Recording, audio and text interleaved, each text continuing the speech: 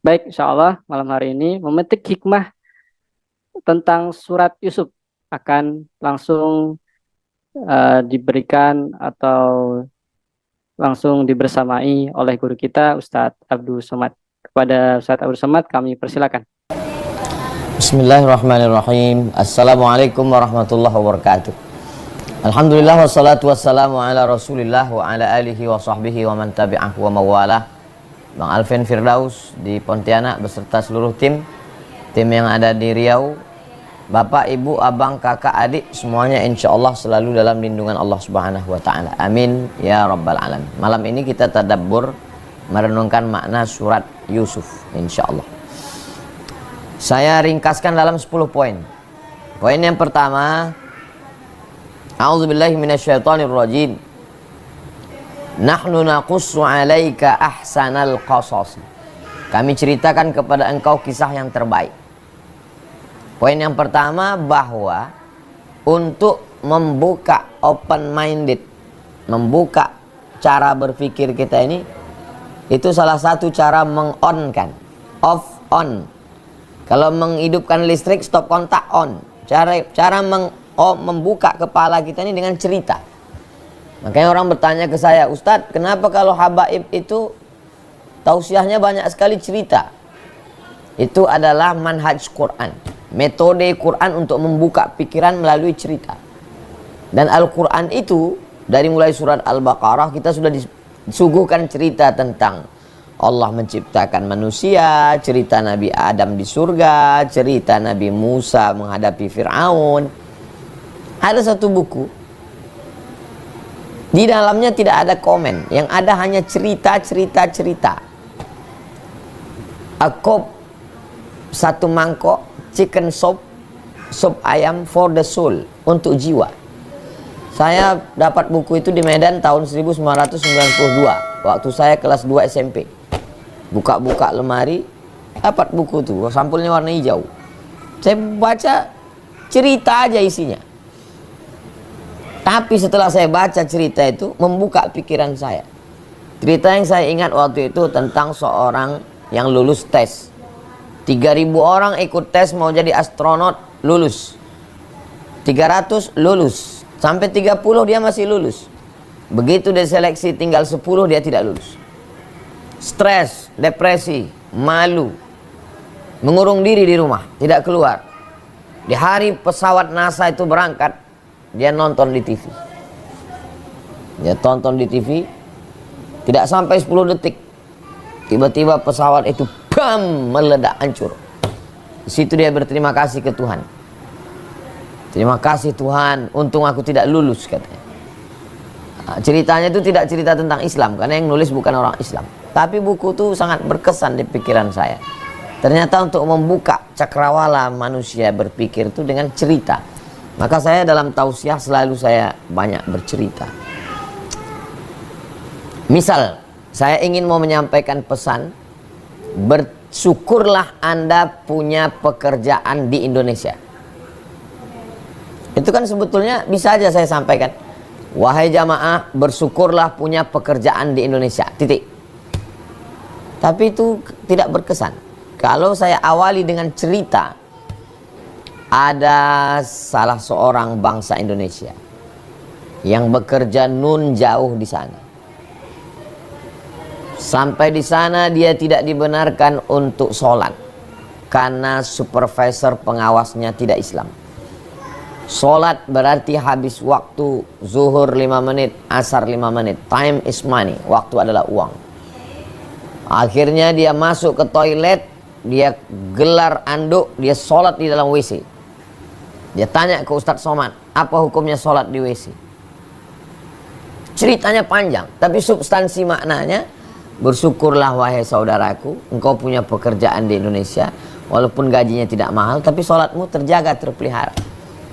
Tapi mendengar cerita itu, orang terbuka. Oh, ternyata pekerjaanku yang kuanggap selama ini remeh-temeh, sepele, rupanya nikmat Allah yang sangat besar. Dari mana orang mengambil kesimpulan itu? Dari cerita. Nah, jadi memang Al-Quran itu isinya cerita. Termasuklah cerita tentang Nabi Yusuf. Jarang-jarang sekali ada cerita sangat detail dalam satu surat. Cerita tentang Nabi Musa alaihissalam berserak, ada di surat ini, ada di surat ini, ada di surat ini. Cerita tentang Nabi Isa ada di surat Ali Imran, ada di surat Maryam, bertebaran di beberapa surat lain. Tapi surat Yusuf ini lengkap detail dari kecil sampai kena fitnah, sampai menikah, sampai tua. Jadi disebut dengan ahsanal qasas. Hidup kita ini pun cerita. Ikan pun punya cerita. Ketika kita sedang menonton film Nemo, cerita tentang ikan dalam karang, bagaimana supaya orang jangan menangkap ikan membawanya ke akuarium terpisah dari komunitasnya. Dibuatkanlah sebuah cerita animasi, cerita ikan. Sedih juga kita menonton bagaimana cerita ikan itu. Tapi cerita itu membuat. Dan film animasi itu juga adalah cerita. Bagaimana tenggelamnya kapal Panderwick, cerita. Bagaimana di bawah lindungan Ka'bah, cerita. Dan hidup kita ini pun cerita. Cerita saya tak sama dengan cerita. Setiap orang punya cerita. Bang Alvin ada cerita hidupnya, saya punya cerita. Man make story. Manusia membuat cerita. Buatlah cerita yang baik, sehingga cerita kita itu bermanfaat untuk orang lain. Nah, salah satu cerita itu membuka. Saya termasuk orang yang suka dengan cerita. Makanya kalau ada biografi ulama saya baca, biografi nabi-nabi, termasuklah Nabi Yusuf ini. Baik, itu poin yang pertama, bahwa membuka pikiran dengan cerita. Hidup kita adalah cerita. Buatlah cerita yang baik. Mudah-mudahan cerita hidup kita menginspirasi, inspiratif buat orang lain. Yang kedua, ayat 4. Yang tadi itu ayat 3, ini ayat 4. A'udzubillahi minasyaitonirrajim. Idz qala Yusufu li abih. Ingatlah ketika Nabi Yusuf berkata kepada ayahnya, ya abati, wahai ayahku, inni ra'aitu ahada asyara kaukaba. Aku melihat ada 11 bintang, 11 planet. Wasyamsa matahari, wal qamar bulan. 11 matahari, 11 saudaranya. Dengan dia 12. Wasyamsa matahari, wal qamar ayah dan ibunya. Ra'aituhum li sajidin. Kulihat semuanya bersujud kepadaku. Salah satu dari bagian kenabian adalah mimpi. Mimpi ada kalanya datang dari setan, ada kalanya datang sebagai ilham dari Allah melalui malaikat. Kalau benar kita, biasanya Allah kasih kita tanda-tanda supaya hati kita kuat. Dalam beberapa hal saya mengalami mimpi. Walaupun tidak semua mimpi mesti kita ceritakan. Bagi orang yang percaya, dia bahagia. Bagi yang tidak percaya, dia anggap kita tukang pemimpi. Jadi mimpi itu membuat kita menjadi kuat, menjadi lebih yakin dengan langkah yang kita lakukan. Jadi salah satu hubungan kita dengan Allah Subhanahu wa ta'ala, Allah mengirimkan signal. Bukan berarti orang yang tidak mimpi berarti tidak dapat. Ada dikirim Allah melalui istri solihah. Ada dikirim Allah Subhanahu wa ta'ala melalui suami yang baik. Ada dikirim Allah dipertemukan dengan guru yang baik. Tapi dalam beberapa hal kita mengalami mimpi. Saya lahir 18 Mei 77. Januari 2017 berarti umur saya kalau hitungan syamsiah kurang 4 bulan lagi, 40 tahun waktu itu 2017 saya bermimpi ketemu dengan kakek saya, namanya Datuk Abdul Latif, adik nenek saya, paman dari ibu saya. Kata dia, kau bersuluk.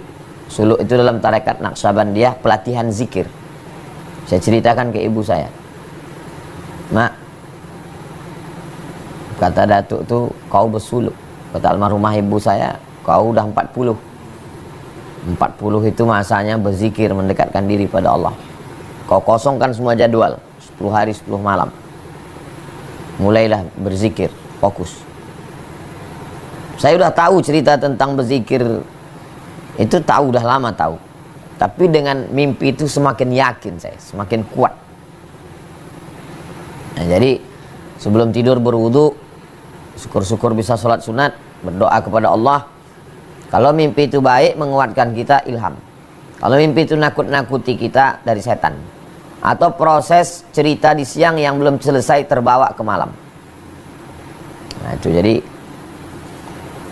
tahun 98 saya melihat diri saya di atas pondok, tapi tiangnya tinggi sekali. Di bawah ada kebun-kebun seperti kebun kelapa, kebun sawit. Saya, ibu saya, kakak saya, kami bertiga. Tak tahu saya apa makna mimpi. Setelah kejadian baru tahu. Rupanya saya, ibu saya, dan kakak saya, kami bertiga ke Jakarta. Mereka berdua mengantar saya untuk pelatihan bahasa Arab 2 bulan untuk berangkat ke Kairo.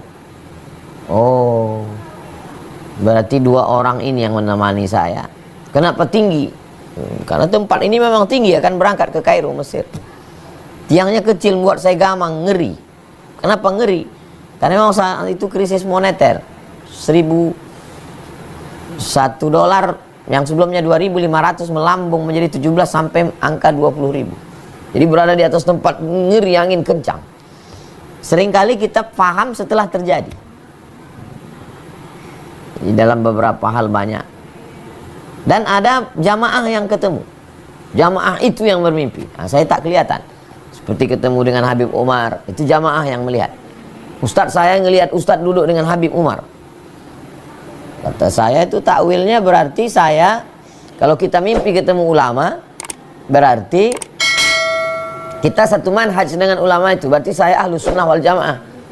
Berarti jamaahnya makin kuat bahwa Ustadz Somad ini bukan ahli bid'ah. Saya pun makin yakin.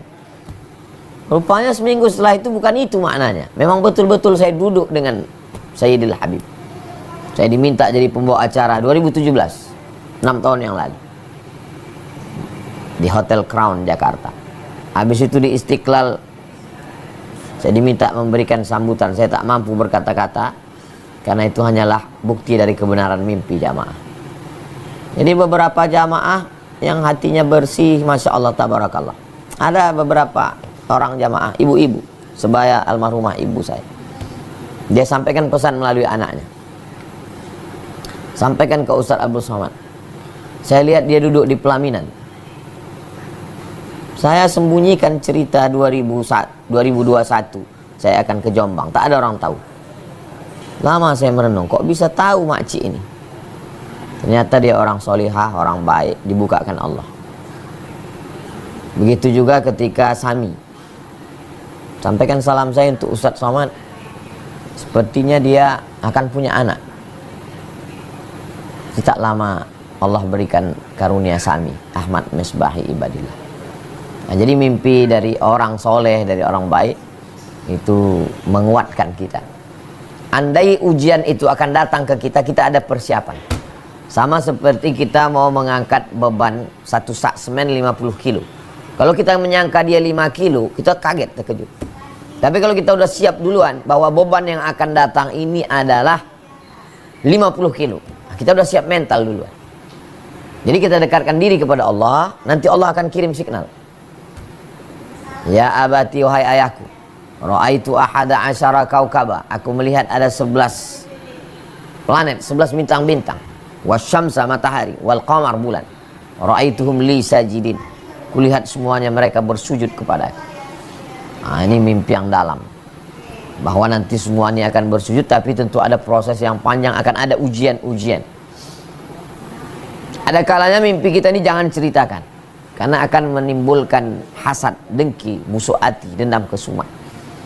Cukup untuk kita saja, atau orang-orang yang penting di dekat dengan kita. Ini tentang kita menguatkan diri kepada Allah Subhanahu wa ta'ala. Insya Allah Allah akan kirimkan pesan-pesan. Yang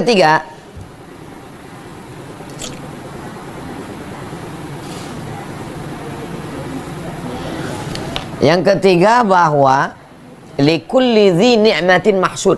Setiap orang yang punya nikmat pasti ada hasad.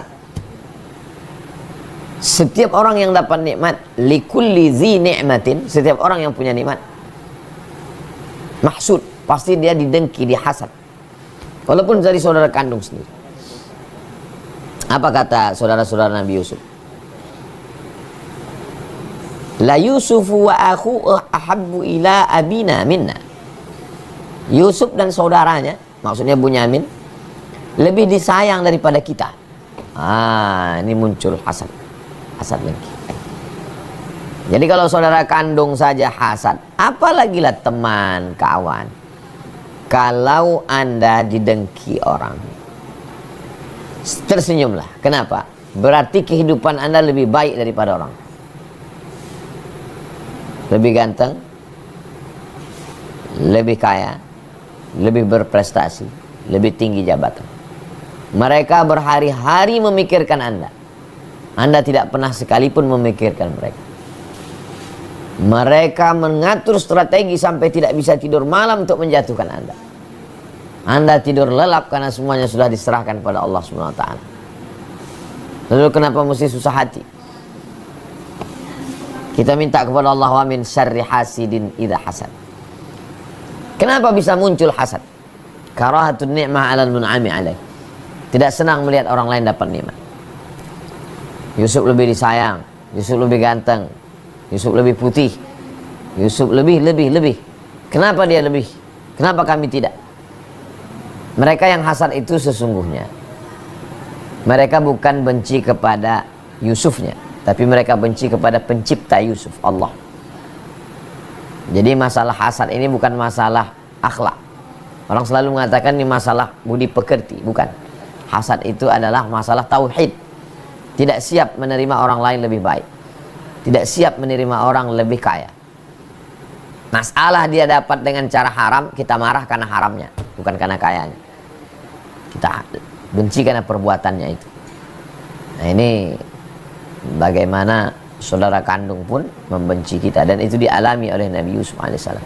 Jadi kalau dibenci oleh tetangganya, kawan sekantor, iparnya, maklum aja. Kalau Nabi Yusuf aja anak Nabi lagi, Nabi Yakub,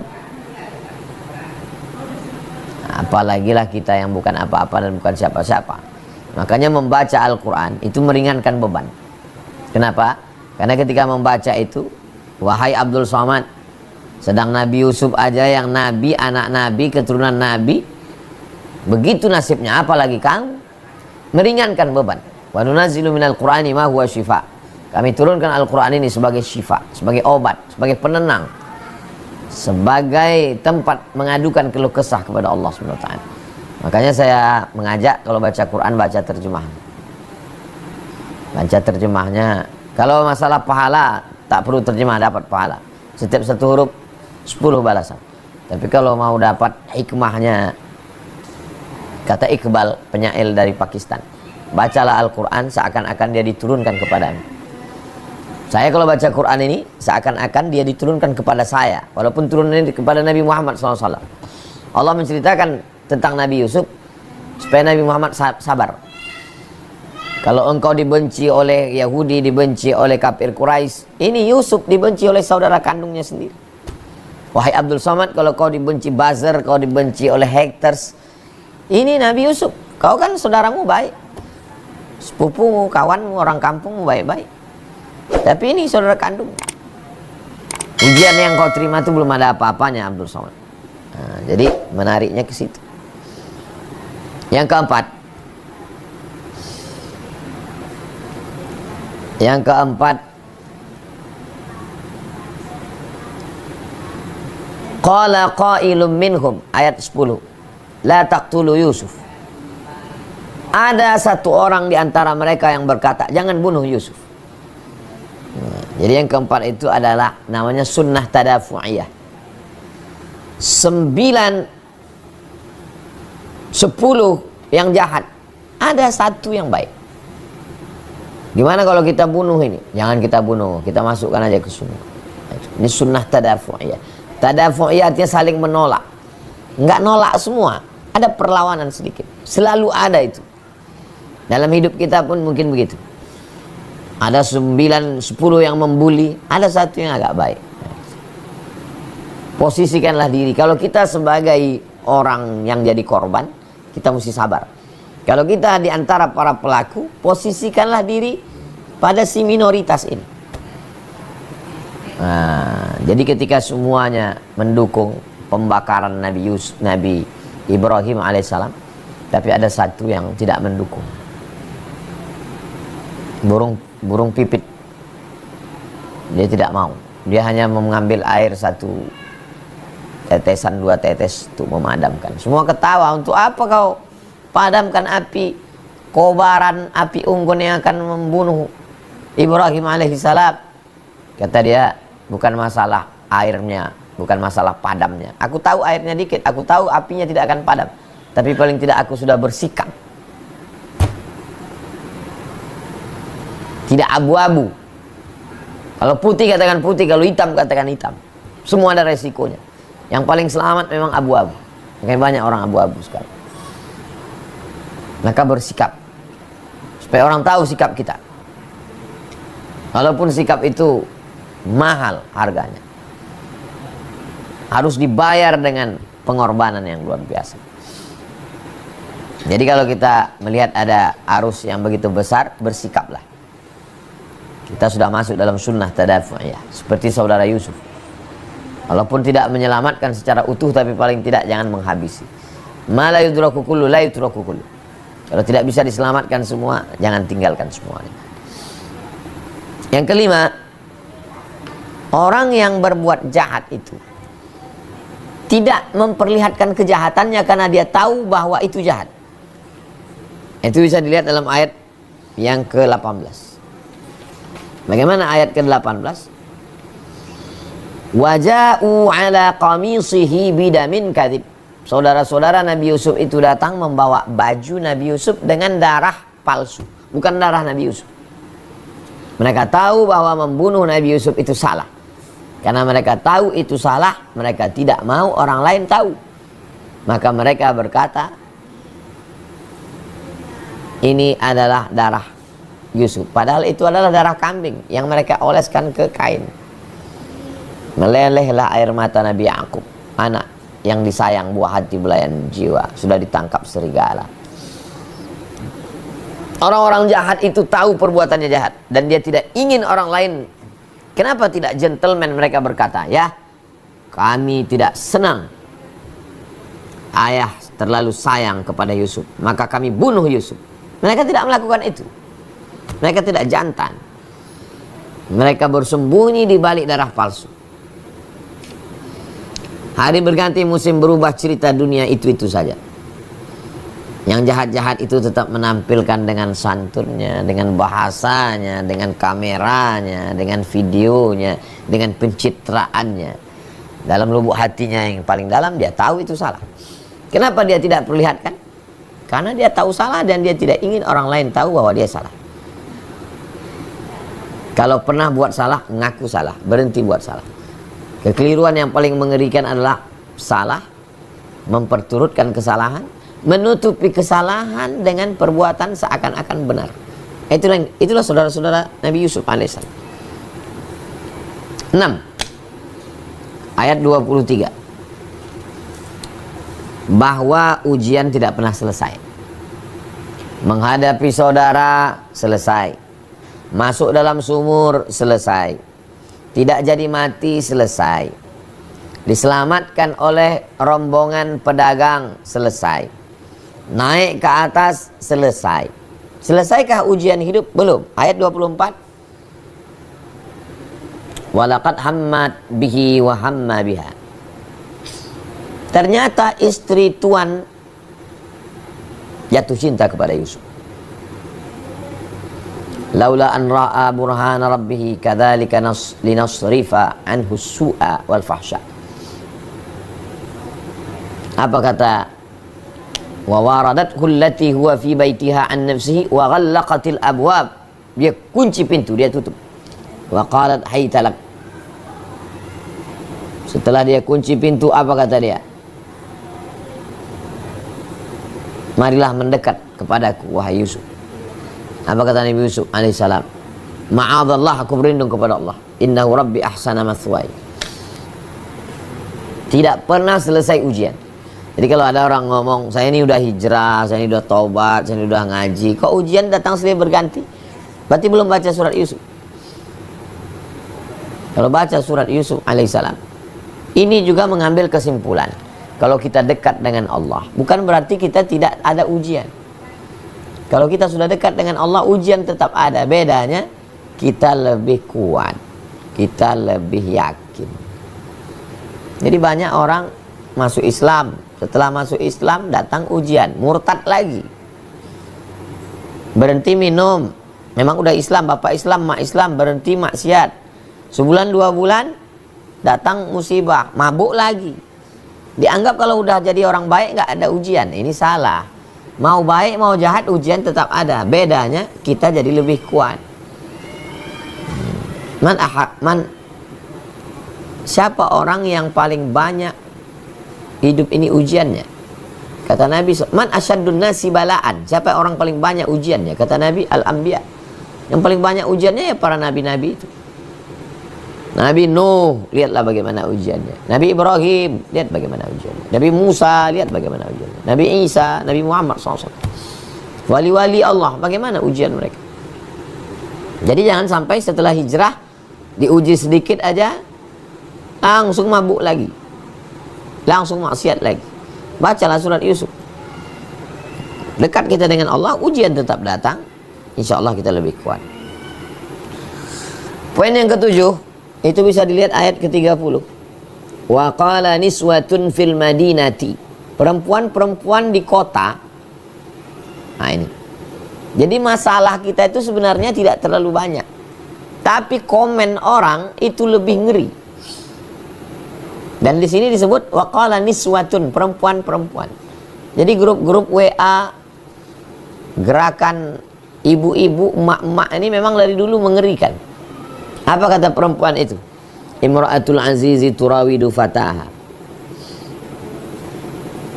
Istri Aziz menggoda dan merayu pelayannya. An-nafsi qad syaghafaha hubba. Dia benar-benar udah mabuk karena cinta. Jadi udah mulai komen-komen sana kemari. Jadi kalau dulu komennya itu di sana di kota. Sekarang komennya di grup-grup kita. Di Instagram, di YouTube komen. Tapi itu tidak membuat Nabi Yusuf ngaruh. Anjing menggonggong kafilah berlalu. Komen orang, ucapan orang, masa bodoh. Yang penting kita benar menurut Allah, benar menurut Rasulullah, benar. Maka tidak memusingkan kita dengan omongan-omongan orang. Berikutnya pelajaran yang ke-8. Itu bisa kita lihat ketika Allah SWT dalam surat yang ke-55. Dalam ayat yang ke-55 surat Yusuf. Kata Nabi Yusuf, ij'alni ala khazainil ard. Setelah lewat ujian menghadapi keluarga, ujian menghadapi ayah, ujian masuk sumur, ujian selamat dari sumur, ujian ditangkap istri, penguasa, jadi orang ganteng juga salah, jadi orang nggak ganteng lebih masalah. Terlalu ganteng juga dicintai istri jenderal, istri penguasa, istri orang kaya. Setelah lulus, ternyata itu hanya cara Allah fit and proper test. Ayat 55.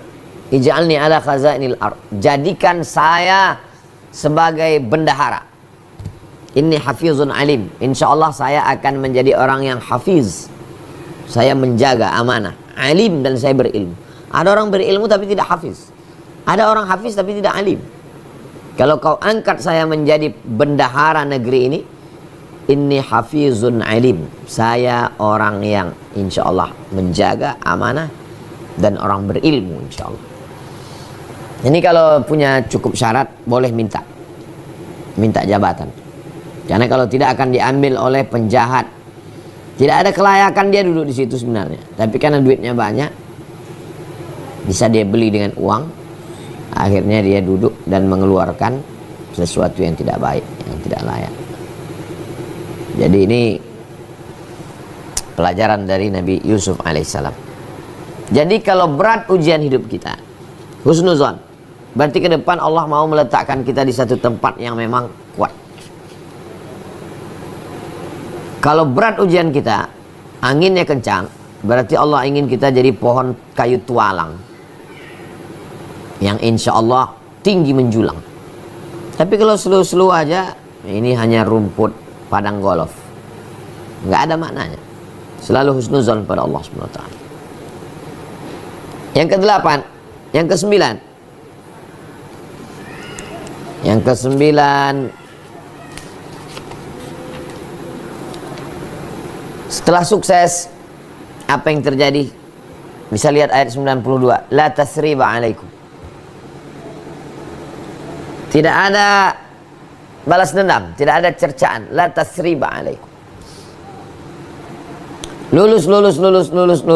Sekarang jadi penguasa, kaya, duit banyak. Hari berganti, musim berubah. Dulu kakak-kakak ini yang di atas, Yusuf di bawah. Sekarang tu'izzu man tasya wa tudhillu man tasya. Yusuf naik ke atas, kakak-kakaknya di bawah. Susah paceklik, datang mereka ke Mesir mau cari makanan. Akhirnya apa kata Yusuf alaihissalam? La tasriba alaikum. Kamu tidak dicela, kamu tidak. Kamu semuanya sudah ku maafkan. Ini yang paling berat. Ujian dibuang di sumur, lulus. Ujian menghadapi perempuan, lulus. Ujian untuk dapat jabatan, lulus. Ada yang paling berat lagi. Bagaimana menahan diri untuk tidak membalas saudara-saudara yang lemah. Saudara-saudara ini datang dalam keadaan lemah. Kita lagi kuat-kuatnya. Oh, ini paling enak balas dendam. Nikmatnya punya kendaraan lain. Nikmatnya punya jabatan lain. Tapi nikmatnya menyiksa orang saat kita punya kekuasaan, itu juga ada kenikmatan yang luar biasa. Tapi Nabi Yusuf lulus di situ. Apa kata Nabi Yusuf? La tasriba alaikumul yaum. Yaghfirullahu lakum. Nabi Yusuf tidak mengatakan, kamu saya maafkan. Tidak. Apa kata Nabi Yusuf? Yaghfirullahu lakum. Allah sudah memaafkan kamu. Wa huwa arhamur rahimin. Nabi Yusuf tidak ada bawa-bawa dirinya. Saya sudah maafkan kalian semua. Tidak. Kata Nabi Yusuf, yaghfirullahu lakum. Allah sudah memaafkan kamu. Wa huwa arhamur rahimin. Allah Maha Kasih dan Sayang. Ayat 92. Yang terakhir yang 10. Yang ke-10 itu poinnya adalah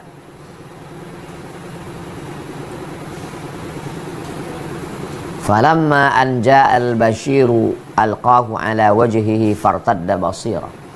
Nabi Yusuf memerintahkan bajunya itu dibawa. Bawa baju saya ini,